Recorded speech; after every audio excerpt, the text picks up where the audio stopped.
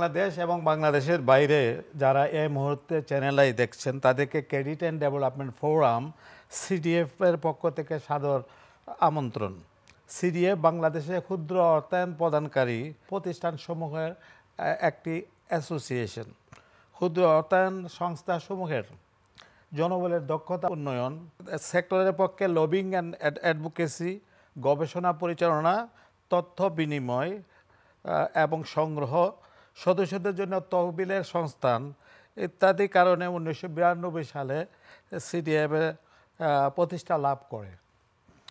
অন্তর্ভুক্তিমূলক উন্নয়নে এমএফআই শীর্ষক সিডিএফের ধারাবাহিক আলোচনার আজকের 27তম পর্বটি সদস্য সংস্থা বীজ বাংলাদেশ এক্সটেনশন এডুকেশন সার্ভিস এর সৌজন্যে প্রচারিত হচ্ছে। আজকের আয়োজনে যথারীতি দুইজন অতিথি অংশগ্রহণ করছেন। আমার ডান দিকে আছেন ব্র্যাক ব্যাংক পিএলসি এর উপব্যবস্থাপনা পরিচালক এবং এসএমই প্রধান জনাব সৈয়দ আব্দুল মোমেন। আমার বাম দিকে আছেন তৃণমূলে দরিদ্রদের আর্থসামাজিক উন্নয়নে নিবেদিত সংস্থা বীজ এর নির্বাহী পরিচালক জনাব ইকবাল আহমেদ। প্রথমেই আমাদের ডিএমডি সাহেব, আপনি কর্মজীবন শুরু করেছিলেন ব্র্যাক ব্যাংকে, অতঃপর ব্র্যাক আফগানিস্তান ব্যাংকের চিফ অপারেটিং অফিসার হিসেবে দায়িত্ব পালন করেন। আফগানিস্তান কেন্দ্রীয় ব্যাংকের এসএমই সম্প্রসারণে আপনি ব্রতী হন। ব্র্যাক ব্যাংকে যোগদানের পূর্বে আপনি এনজেড গ্রিনলেস ব্যাংকের কর্মরত ছিলেন এবং এই ব্যাংকটির স্ট্যান্ডার্ড চার্টার ব্যাংকের অ্যাকুইজিশন প্রক্রিয়ায় আপনি জড়িত ছিলেন। মোট কথা আপনি এসএমই ব্যাংকিং প্রমোশন ও সম্প্রসারণে অবদান রেখে চলেছেন। এ দীর্ঘ পরিক্রমায় আপনার অভিজ্ঞতা ও চ্যালেঞ্জসমূহ যদি শেয়ার করতেন। আমার এসএমইকে নিয়ে কাজ করা এইটা কিন্তু শুরু হয়েছে আমাদের ফাউন্ডার চেয়ারম্যান স্যার ফাজলে হাসান আবেদ, ওনার সাথে কাজ করার মাধ্যমে। এবং ব্র্যাক ব্যাংক আপনারা জানেন ব্যাংকটি প্রতিষ্ঠাই হয়েছিল আসলে একটু ভিন্নভাবে। আমাদের যাত্রাটা শুরু হয় এই এসএমই ফাইন্যান্সিংয়ের জন্য। যখন শুরু হয় 2001-এ, তখন কিন্তু কোনো ব্যাংক বা আর্থিক প্রতিষ্ঠান এই এসএমইদেরকে ফাইন্যান্স করতো না। তো ওই সময়ে আবেদ ভাই উনি এই ব্যাংকটি প্রতিষ্ঠা করেন শুধুমাত্র এসএমইদেরকে ফাইন্যান্স করার জন্য। তারপরে আমরা যখন যাত্রা শুরু করলাম আমরা দেখলাম যে আসলে শুধু এসএমই ফাইন্যান্সিং, শুধু এসএমইদেরকে যে টাকা দিবে, টাকাটা তো আসতে হবে কোথাও থেকে। তো ওভার টাইম বিগত প্রায় 25 বছরের যাত্রায় এরপরে কিন্তু আমরা এখন বাংলাদেশের মোটামুটি সবচেয়ে বড় রিটেল ব্যাংক, কর্পোরেট ব্যাংকিংয়েও আমরা অনেক বড়। এবং আমাদের মডেলটা আসলে আমাদের বিশাল ব্রাঞ্চ নেটওয়ার্ক, এজেন্ট ব্যাংকিং নেটওয়ার্কের মাধ্যমে ডিপোজিট আরোহণ করা এবং এসএমইদের মাধ্যমে সেটাকে বিতরণ করা। আমাদের একমাত্র আমরাই বাংলাদেশের ব্যাংক যাদের শতকরা 50% পোর্টফোলিও কিন্তু এসএমইতে বিনিয়োগ করা আছে। জনাব ইকবাল, আপনি দেশে বিদেশে একজন সুপরিচিত ক্ষুদ্র অর্থায়ন প্র্যাকটিশনার এবং দেশ বিদেশে বিভিন্ন দাতা সংস্থা তথা বিশ্ব ব্যাংক, এশিয়া উন্নয়ন ব্যাংক ইত্যাদি প্রতিষ্ঠানে মাইক্রোফিন্যান্স বিশেষজ্ঞ হিসাবে কাজ করেছেন। আপনার সংস্থা বীজ 49 বছর ধরে প্রান্তিক জনগণকে আর্থসামাজিক সেবা প্রদান করে যাচ্ছে। বীজ কালক্রমে ক্ষুদ্র অর্থায়ন সংস্থা হিসেবে এমআরএ লাইসেন্স গ্রহণ করে। প্রকল্প থেকে এনজিও থেকে ক্ষুদ্র অর্থায়ন প্রতিষ্ঠান বীজ 55 বছরের দীর্ঘযাত্রায় আপনার সংস্থাটি যেসব চ্যালেঞ্জের মোকাবেলা করেছে তা যদি আপনার অভিজ্ঞতা থেকে একটু শেয়ার করতেন। বীজ প্রথম শুরু করে ডেভেলপমেন্ট প্রোগ্রাম দাতা সংস্থার সহায়তায় 1975 সালে, সেটা বগুড়া ভিত্তিক একটা প্রোগ্রাম। তো ওই প্রোগ্রামে দাতারাই ফান্ড দিত এবং দাতারা চালাতো এবং স্পেশাল কিছু প্রোগ্রাম ছিল এক্সটেনশন এডুকেশন, এগ্রিকালচার নিয়ে ব্যাপক কাজ করত। পরবর্তীতে জনগণের বা সাধারণ পাবলিকের চাহিদার আলোকে বীজ কিন্তু এমএফআই হিসেবে প্রতিষ্ঠা লাভ করে এবং 1975 সালের পরে 1985 সালে এই ট্রান্সফরমেশনটা হয়। বীজ নামকরণ করে তৎকালীন আমাদের যে প্রিয় সাইফুল ইসলাম রবিন ভাই এটার প্রতিষ্ঠাতা এবং ওনার নেতৃত্বে এটা এখনো পর্যন্ত আগায় আসছে। তো দুইটা পার্ট, একটা পার্ট হলো দাতা সংস্থারা চালাইছে, আরেকটা পার্ট হলো সাইফুল ইসলাম রবিন তার নেতৃত্বে চলছে। তো এমএফআই হিসেবে বীজের যাত্রা শুরুর পরে আমি এসে আবার বীজের সাথে সম্পৃক্ত হয়েছি। তো বীজ সবচেয়ে বড় দিকটা হলো, চ্যালেঞ্জটা হলো যে সে ইনক্লুসিভ প্রোগ্রাম করে, ডেভেলপমেন্টে ইনক্লুসিভ জিনিসটাকে সে খুব স্ট্রংলি বিশ্বাস করে। যেমন মাইক্রো ফাইন্যান্সের সাথে কৃষিকে কিভাবে, কৃষি টেকনোলজিকে কিভাবে লিঙ্ক করা যায়, শিক্ষা যারা পিছিয়ে পড়া তাদেরকে শিক্ষাতে কিভাবে আরও বেশি উদ্বুদ্ধ করা যায়, স্বাস্থ্য বিষয়টাও বীজ অত্যন্ত স্ট্রংলি দেখছে, এবং সামাজিক কিছু সেফটি নেট বিষয়ক প্রোগ্রাম, তার সাথে মাইক্রো ফাইন্যান্স, টোটালটা বীজের স্বপ্ন। এবং বীজ এভাবেই প্রোগ্রামটা দেখে আসছে এবং এখনও চালাচ্ছে। তো যে চ্যালেঞ্জ বা অভিজ্ঞতা সেটা হলো যে কোনো এমএফআই চ্যালেঞ্জটা হলো যে সে তার নিজস্ব যে পরিচালনা ব্যয় এটা জোগাড় করতে হয়। এবং সে জোগাড় করতে যে প্রথম দিকে ছিল দাতা সংস্থার সহায়তা, এখন মাইক্রো ফাইন্যান্স হওয়ার কারণে নিজে হয়তো ইনকাম করে সে চালাতে পারছে। অভিজ্ঞতাটা হলো যে ইনক্লুসিভ প্রোগ্রাম করলে দরিদ্র মার্জিনাল পপুলেশন, যেটা যাদেরকে আমরা দারিদ্র্য বিমোচনের কথা বলছি, এটা সহজ হয়। কারণ যে আজকে দরিদ্র, তার যদি স্বাস্থ্য খারাপ হয় তাহলে সে হঠাৎ করে এই ধরনের অনেক টাকা তার ব্যয় হয়ে যায়, ফলে আবার দারিদ্র চক্রে চলে আসে। তো এই জিনিসটা উপলব্ধি করে কৃষিতে কি টেকনোলজি সাপোর্ট দিয়ে আমি তাকে বেটার একটা ইনকামে আনতে পারি, শিক্ষা দিয়ে তাকে কীভাবে সাপোর্ট, এই জিনিসগুলিকে একসাথে করা ডেফিনেটলি একটা চ্যালেঞ্জিং কাজ। এবং এই চ্যালেঞ্জিং কাজটা বীজ দীর্ঘদিন থেকে করে আসছে। বিশ্বের সর্ববৃহৎ বেসরকারি সংস্থা হলো ব্র্যাক। বাংলাদেশে ব্র্যাক সহকারে 730টি মাইক্রোফিন্যান্স ইনস্টিটিউশনস রয়েছে। এগুলোর মধ্যে কতিপয় সংস্থা আপনার সংস্থা থেকে, আপনার ব্যাংক থেকে আপনারা হোলসেল করেছেন, তাদেরকে অর্থায়ন করেছেন। আপনার হোলসেল ঋণ কর্মসূচিটি আপনি কিভাবে এটাকে মূল্যায়ন করবেন? আপনি জেনে আনন্দিত হবেন যে বাংলাদেশের এমএফআই সেক্টরে প্রদত্ত ঋণ যা সমগ্র ব্যাংক মিলে যা দিয়েছে, আমরা এখনও সবচেয়ে বড়। আমাদের প্রায় 6,000 কোটি টাকার কাছাকাছি লিমিট দেওয়া আছে। প্রায় 40টার মতো আমার এমএফআই পার্টনার রয়েছে, এবং এই এমএফআই পার্টনারগুলো আজ পর্যন্ত আমরা যখন থেকে ঋণ দিচ্ছি এবং এখন পর্যন্ত একটি টাকাও কোনো দিন ওভারডিউ করেনি। তো এই সেক্টরটা এই জন্য আমি মনে করি খুবই ভালো।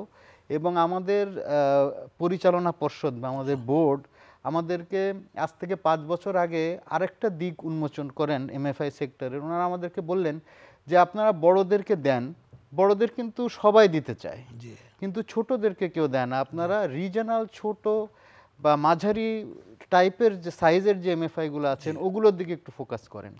তো বিগত 5 বছরে আমরা কিন্তু আমাদের যে 40টা আছে তার মধ্যে প্রায় 20টা মতো আছে যারা কিন্তু এত বড় না, মাঝারি সাইজের। তো আমরা এই জন্য সব মিলিয়ে এই 40টার মধ্যে, এবং তাদের পেমেন্টও খুব ভালো। এবং আমি মনে করি যে এই ফান্ডিংয়ের মাধ্যমে প্রত্যেকটা এমএফআইকে নিজেদেরকে স্বয়ংসম্পূর্ণ হতে হবে, নিজেদের ফান্ডিংয়ের ব্যবস্থা নিজেদেরকে করতে হবে, সাস্টেনেবল হতে হবে। এবং এই সাস্টেনেবল হওয়ার জন্য ব্যাংক ফাইন্যান্স আমি মনে করি একটা গুরুত্বপূর্ণ অংশ। এবং ব্যাংকের এখন যে আমাদের লেন্ডিং রেট চলছে বা যেই, আমি মনে করি এমএফআইরা ব্যাংক থেকে লোন নিয়ে তাদের ব্যবসাটা এবং ভালোভাবে পরিচালনা করতে পারবে। দরিদ্রদের অন্তর্ভুক্তিমূলক অর্থায়ন কর্মসূচির আওতায় আনার পাশাপাশি আপনার সংস্থা কৃষি, স্বাস্থ্য, শিক্ষা, ঝুঁকি ব্যবস্থাপনা, এসডিজি অর্জন, জলবায়ু পরিবর্তন ইত্যাদি বিষয়গুলোর উপর কাজ করে যাচ্ছে। এই বিষয়ে যদি আপনি একটু আলোকপাত করতেন। তো মার্কেটে আমরা যে কাজগুলি করে সাধারণ মানুষের কাছে যাচ্ছি এবং সাধারণ মানুষ আমার সাথে ইন্টারাকশন করার একটা সুযোগ পাচ্ছি, এখানে সবচেয়ে বড় দিকটা হলো যে আমি অনেক লোককে ব্যাংকেবল করে দিচ্ছি। মানে এই যে ব্যাংকেবল করে দেওয়া, এটা একটা বিরাট দায়িত্ব এমএফআইগুলি, সব এমএফআইয়েরই।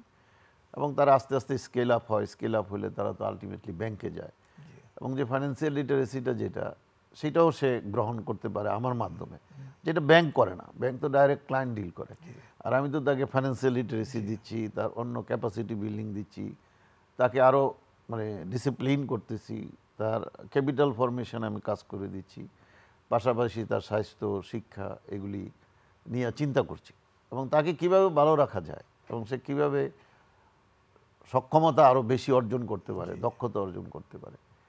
তো এই কাজগুলি যে আমরা করে যাচ্ছি, এটা আমি বলবো বাংলাদেশের কনটেক্সটে ধরেন এগুলিকে এত তলায়া কেউ দেখে না, বাট আমার কাজের মাধ্যমে সাধারণ মার্জিনাল পপুলেশনটা যে ক্যাপাসিটি বিল্ডিং হচ্ছে, তার যে সক্ষমতা অর্জন হচ্ছে এবং সে যে একটা ডিসিপ্লিন, ফাইন্যান্সিয়াল ডিসিপ্লিনটা বুঝে সে যে কাজ করে সে কাজটা করতে পারে এবং সে কারের সক্ষমতা অর্জন করে, এটা একটা বিরাট বিষয়। এবং এই কাজটা বাংলাদেশে হওয়ার কারণে কিন্তু বাংলাদেশে অনেক রকমের দুর্যোগগুলি সহজে মোকাবেলা করতে পারে। আপনি দেখবেন যে কোনো দুর্যোগ কোপ করতে পারে, ফ্লাড কোপ করতে পারে মানুষ। কেন পারে? মার্জিনাল পপুলেশন পারে, আমি তার পাশে আছি, তাকে আমি বিভিন্ন রকমের নিড বেস সাপোর্ট দিচ্ছি এবং অনেকটা নিঃস্বার্থভাবেই সাপোর্ট বলা যায়। তো এখানে অনেকে ধরেন আমাদেরকে সমালোচনা করে যে আমরা ওই যে সুদ বা সার্ভিস চার্জ বেশি নেই। এটা অ্যাকচুয়ালি যে কোনো কাজের একটা প্রাইসিং আছে। আমি যখন একটা সার্ভিস দেবো, সার্ভিস একটা প্রাইসিং তো আমাকে করতে হবে। এটা ইটস নট চ্যারিটি। আমি একজন ব্যাংকের কাছ থেকে হোলসেলিং ফান্ড নেই, তারপরে আমি আবার এটাকে প্রাইসিং করি। তো প্রাইসিং করে আবার আমি এটা দেই। আমার আবার রেগুলেটর আছে, রেগুলেটর আমাকে আবার ক্যাপ দিয়েছে যে 24-এর বেশি আমি যেতে পারবো না। এটা হলো হাইয়েস্ট। আমি যে 24-ই নেই তা না, কিন্তু এখানে প্রকৃত ইন্টারেস্ট হয়তো অনেক কম। কোনো অবস্থাতেই 22-এর বেশি ওঠানো যায় না, কারণ আপনি ফান্ডটা দিচ্ছেন, ফান্ডটা রিভলভিং করতেছেন, ফান্ড দিলে ফান্ড আসে, অনেক সময় আসেও না। তো সব কিছু মিলে ধরেন আমি প্রাইসিং বা যে সার্ভিস চার্জ হাই, এই জিনিসটা একটা আলোচনার বিষয়। অনেকে বুঝে, অনেকে বুঝে না যে প্রাইসিংটা কীভাবে। এবং এখন ধরেন ব্যাংকের ফান্ডের কস্ট প্রায় 13-তে উঠে গেছে, একসময় 9-এ ছিল, তারপরেও আরও কিছু আনুষঙ্গিক কস্ট নিয়ে আমাদের 9-10 পড়তো। তো প্রাইসিংটাই যদি কেউ বুঝার চেষ্টা করে এবং বুঝে, তাইলে কখনো এমএফআইরা বেশি সার্ভিস চার্জ নেয় এই কথাটা উঠবে না। প্রাইসিংটা ইম্পর্টেন্ট টু আন্ডারস্ট্যান্ড যে আমি কি প্রাইসে কিনতেছি ফান্ড, কি প্রাইসে আমি সেল করতেছি। এটা ব্যাংকের ক্ষেত্রেও প্রযোজ্য, এটা এমএফআইয়ের ক্ষেত্রেও প্রযোজ্য। কাজে এই বিষয়টা নিয়ে আমি বলবো আগামী দিনে আরও বেশি আলোচনা করে যেন জনগণকে বা সবাইকে আপনারা অবগত করতে পারেন। আমাদের সংস্থাগুলা রিকভারি রেট 100, আর ব্যাংকে আমাদের এমএফআইগুলো যখন যায় তখন বলে যে আপনার কোলাটেরাল দিতে হবে, আপনার গ্যারান্টি দিতে হবে, বোর্ডের মেম্বারদের টিপ সইয়ে দিতে হবে, বোর্ডের মেম্বারদের সিগনেচার লাগবে, আন্ডারটেকিং, পার্সোনাল আন্ডারটেকিং লাগবে। এই বিষয়টাকে আপনি কিভাবে দেখছেন? আমরা যেটা একটু আগে বলছিলাম, আমাদের প্রায় 22,000 কোটি টাকা বিনিয়োগ আছে directly cottage, micro and small সেগমেন্টে। আমাদের প্রায় 3 লক্ষ গ্রাহক আছে এবং আমরাও কিন্তু কোনো কোলাটেরাল নেই না। আমাদের অ্যাভারেজ লোন সাইজ এখন কত, 12-14 লাখ টাকা। তো এই গ্রাহকদের থেকে কিন্তু আমরা কোনো কোলাটেরাল নেই না। আমরা যেটা নেই সেটা নেই হলো একটা ওনার ফ্যামিলি গ্যারান্টর নেই, আর একটা সমসাময়িক বিজনেসম্যানের গ্যারান্টর নেই, তার পাশে ব্যবসা করে এরকম একজন। এবং আমাদের টোটাল কর্পোরেট পোর্টফোলিও আছে, একদম মর্টগেজ ব্যাক পোর্টফোলিও আছে। আমি যদি এনপিএল সমন্বয় করি, এই যেই পোর্টফোলিওটা আমি কোনো কোলাটেরাল নেই না, এটার এনপিএল 2% নিচে, যেটা মর্টগেজ নেওয়া সেটার এনপিএল 7% কাছাকাছি, আর কর্পোরেট লোনের এনপিএল সেটাও ওই নিয়ার অ্যাবাউট ওই রকমই, মানে একটু উপরের দিকে। তো এইখানে ব্র্যাক ব্যাংকের এক্সপিরিয়েন্স হলো কোলাটেরাল ফ্রি লোনের কোয়ালিটি পোর্টফোলিও সবচেয়ে ভালো। এজন্য আমাদের ব্র্যাক ব্যাংকে আমরা যে কোনো ধরনের ক্রেডিট দিতে গেলে আমরা আগে ব্যবসাটা দেখি, তার ক্যাশ ফ্লোটা দেখি। কোলাটেরাল দিলে দিল, নাইলে নাই, সেটা কিন্তু আসলে আমরা দেখি না কখনো। এই সেম জিনিসটাই আমরা যখন এমএফআইদেরকে ফাইন্যান্স করি তখনও অ্যাপ্লাই করি, কিন্তু আমরা বাংলাদেশ ব্যাংকের কিছু রেগুলেশনের মধ্যে আমাদেরকে চলতে হয়। তো আমাদের ওই ক্রেডিট রেগুলেশনের মধ্যে এই যে যেহেতু এমএফআই থেকে আমরা যখন ফাইন্যান্স করি, আমাদের যে এমএফআইগুলো আছে এখানে কিন্তু আমরা কোনো কোলাটেরাল নেই না।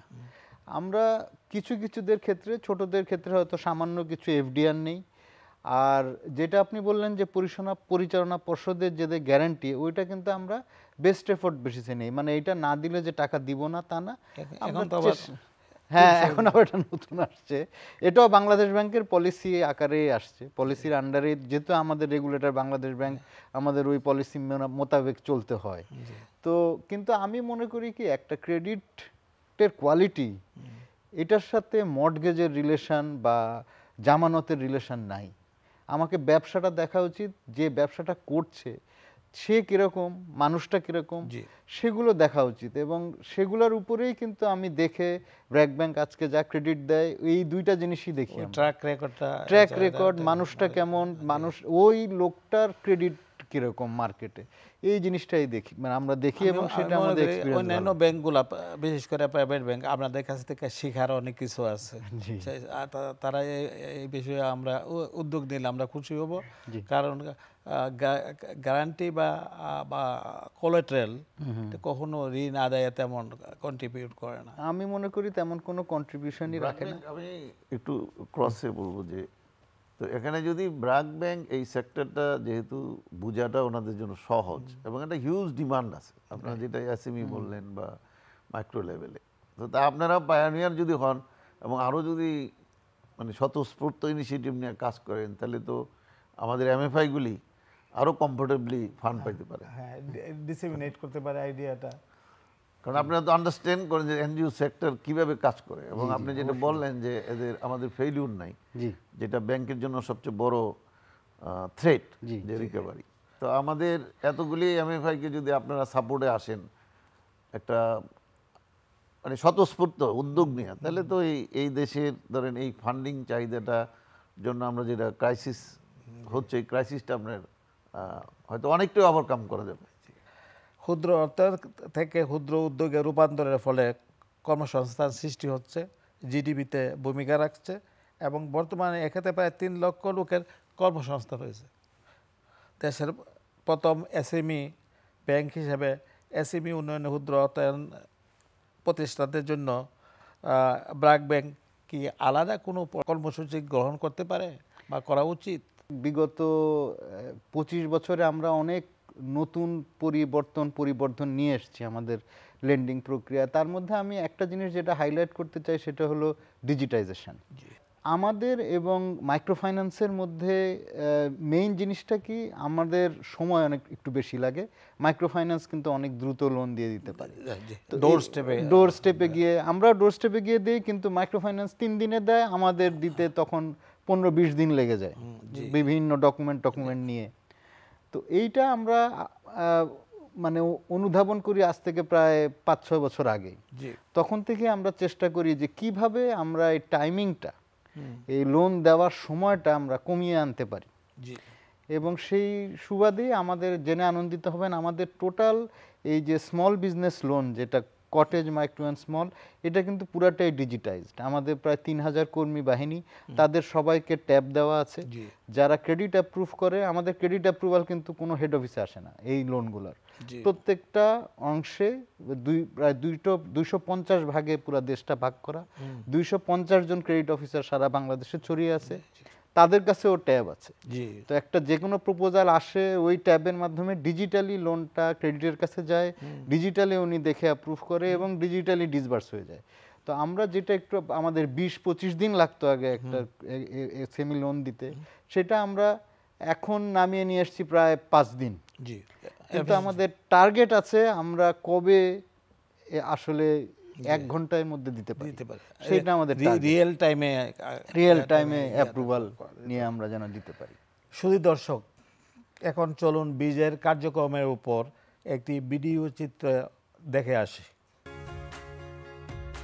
Bangladesh Extension Education Services (BEES) began its journey in 1975, aiming to empower communities and improve lives. BEES began its journey as a small project under CRWRC in 1975, evolving into a national NGO with the visionary guidance of the founder, Mr. Saiful Islam. At present, BEES operates in over 8,000 villages in 55 districts of Bangladesh.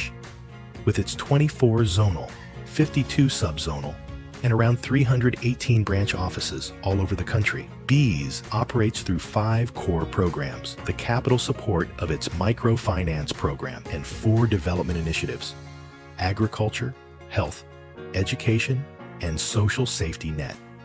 Microfinance. Microfinance is more than just lending money. It's about unlocking potential. at through accessible loans with less paperwork and affordable installments, savings programs, and financial training. We enable families to break the cycle of poverty and build brighter futures. The impact goes beyond numbers. It's about thriving from hope, acknowledging dignity, and creating opportunities. Together, we're building a resilient community. Agriculture is the heart of our nation. We're committed to nurturing it. Bees helps farmers and entrepreneurs to increase productivity by providing resources, modern techniques, conduct training sessions to ensure sustainable growth. Bees equips farmers with the knowledge they need to overcome challenges and adapt to changing times. Our integrated approach includes crop diversification, fisheries, and livestock, ensuring sustainable livelihoods and food security through innovative cultivation techniques and climate-smart practices. Health is the foundation of a prosperous community. We're working tirelessly to improve the health and standard of living for families in our intervention. To families, especially women of reproductive age and children under 5, and raises awareness on key issues like maternal and child health, nutrition, sanitation, and HIV/AIDS prevention. Education is the key to unlocking opportunities. We focus on quality education for children with its pre-primary and primary schools. We believe that education is more than just a classroom. It's a pathway to social change that builds a strong foundation for success. In the remote corners where access to education is limited, we ensure that even the most underserved communities can access quality education. Our social safety net program is dedicated to providing support and resilience for families through scholarships, relief, and rehabilitation. Through its dedicated programs in microfinance, agriculture, health, education, and social safety nets, Bees is transforming lives across Bangladesh.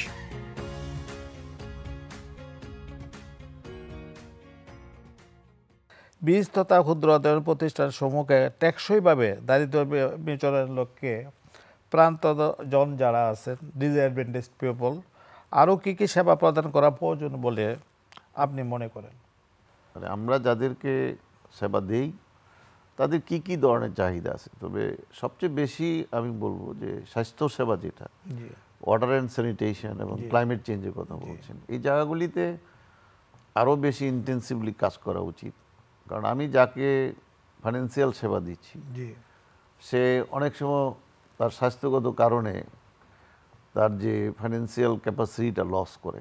এটা আমার নিজের চোখের দেখা, যে হঠাৎ করে একটা রোগ হলো, ওই ফ্যামিলিটাই বসে গেল এবং অনেক টাকা তারা আউট অফ পকেট খরচ করে। তো এই জায়গাগুলিতে আরও যদি ইন্টেন্সিভলি কাজ করা যায়, যেমন স্বাস্থ্য সেবা, স্যানিটেশন সেবা, ক্লাইমেট চেঞ্জ, তারপরে এগ্রিকালচারের টেকনোলজি নিয়ে আরও ইন্টেন্সিভলি তাদের সাথে কাজ করতে পারলে আমার মনে হয় যে আমাদের যারা মার্জিনাল পপুলেশন, যাদেরকে টার্গেট করে আমরা সেবাটা দিচ্ছি, তাদের ফ্যামিলি আরও সক্ষমতা নিয়ে আরও দ্রুত দারিদ্র্য চক্র থেকে বের হতে পারবে। আর এখানে আমাদের ফাইন্যান্সিংয়ে প্রবলেমটা হলো আমরা তো সারপ্লাসের একটা অংশ খরচ করতে পারি, আর বেশি না। আবার অপরদিকে হলো দাতা সংস্থা তো এখন নাই, সেটা জানি। তো এই সেবাগুলিকে আরও সাস্টেনেবল কীভাবে করা যায়, বিশেষ করে যখন যেখানে যে ধরনের প্রায়োরিটি আসে, যেমন কোভিড যখন আসলো, কোভিডে তো আমাদের নিজস্ব কোনো প্রশিক্ষণ ছিল না, বাট আমরা স্বতঃস্ফূর্তভাবে তাদের পাশে দাঁড়াইছি, তাদেরকে মানে ওই ক্রাইসিসটা ওভারকাম করার মতো সুযোগ দিয়েছি। তারপরে যে কোনো ধরনের ডিজাস্টার আসলে আমরা চেষ্টা করি তাদেরকে সেবা দিয়ে তাদের আবার যেন তারা মানে তাদের মেইনস্ট্রিমিং কাজে ফিরতে পারে, সেই ধরনের একটা সক্ষমতা অর্জন করার ক্ষেত্রে। তো কাজে আমাদের সেবাটা হলো আমরা যেহেতু তাদের সাথে সবসময় লেগে আছি এবং তাকে আমি প্রতিনিয়ত দেখছি যে সে কোথাও কোনো ক্রাইসিসে পড়ছে কিনা, এবং পড়লে তাকে আমি কত দ্রুত ওই ক্রাইসিস থেকে উদ্ধার করতে পারি। আর ব্যাংক ধরেন যেহেতু হোলসেলিং করে, তারা এত হয়তো ইন্টেন্সিভলি কাজ করে না। আমার অ্যাপ্রোচের সাথে ব্যাংকের অ্যাপ্রোচ কখনো কম্পারেবল হবে না। তো কাজে সেবা আমরা দিচ্ছি, আরও সেবার প্রয়োজনীয়তা আছে, সেগুলি যখন যেখানে দরকার নিড বেসড আমরা অ্যাসেসমেন্ট করে করে সেবার পরিধি বাড়াচ্ছি। আমাদের ক্ষুদ্র মাঝারি যে সংস্থাগুলা, এমএফআইগুলা তহবিল সংকটে ভুগছে, তারল্য সংকটে ভুগছে, তহবিল পাচ্ছে না। দেখা গেছে যে একটা সংস্থা গত 5 বছর যাবত একটা ব্যাংক থেকে ঋণ নিচ্ছে এবং অল থ্রু 100% রিকভারি। এরপরও নতুন রিফাইন্যান্সের জন্য অ্যাপ্লাই করলে তারা পাচ্ছে না, এবং ব্যাংক থেকে বলা হচ্ছে যে একটা তারল্য সংকট, আমরা লক্ষ্য করতেছি একটা তারল্য সংকট চলতেছে বাংলাদেশে। এই ব্যাপারে আপনার মন্তব্য কি? এই ব্যাপারে আমার মন্তব্য আসলে আমি মনে করি ব্র্যাক ব্যাংক এই ক্ষেত্রে উদাহরণস্বরূপ। কারণ ব্র্যাক ব্যাংকে যেভাবে গভর্নেন্স যেটা, সেটা যদি কমপ্লায়েন্স অ্যান্ড গভর্নেন্স এইটা যদি সবসময় ঠিক থাকে, এই তারল্য সংকটের পরিস্থিতিটা আমরা আগে থেকে বুঝতে পারবো এবং সেইভাবে আমরা ব্যবস্থা নিব যাতে আমাকে তারল্য সংকটে পড়তে না হয়।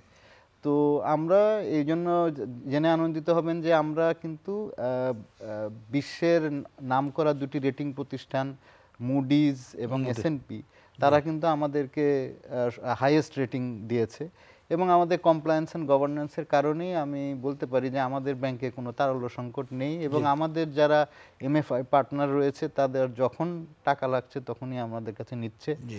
বরঞ্চ আমরা যেটা দেখছি এখন MFI সেক্টর ভাই ভালো বলতে পারবেন কিছু একটা চ্যালেঞ্জের মধ্যে দিয়ে যাচ্ছে, কাস্টমারদের ডিমান্ডটা কম, রিপেমেন্টে আমরা কিছু প্রবলেম দেখতে পাচ্ছি because of the economic overall পরিস্থিতিটা একটু স্ট্রেসফুল পরিস্থিতির মধ্যে দিয়ে আমরা যাচ্ছি, একটু চ্যালেঞ্জিং পরিস্থিতি।